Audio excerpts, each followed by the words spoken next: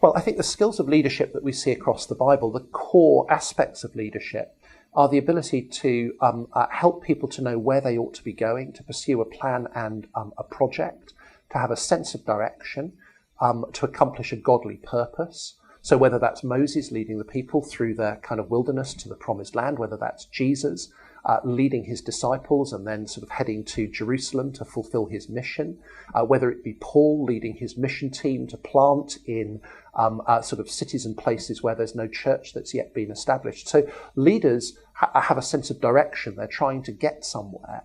And what they then seek to do is carry other people with them to enable them to undertake that task.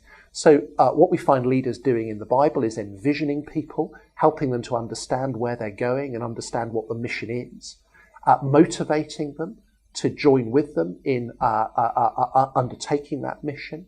We see leaders often recruiting the right people to come and join with that mission. So think of Paul, for example, choosing Timothy to join him as his co-worker in the work of mission, or Jesus recruiting his disciples and then ultimately, of course, calling Paul on the road to Damascus. So recruiting the right people to join in the mission.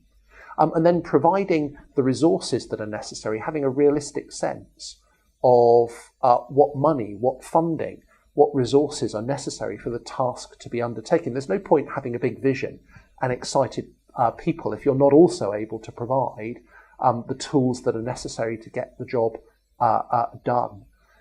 So I think those are the kinds of skills that we see leaders exercising, and so many of those skills are to do with encouraging, comforting, challenging people and making sure that a group of people work together, function well together as a group so that the task can be accomplished.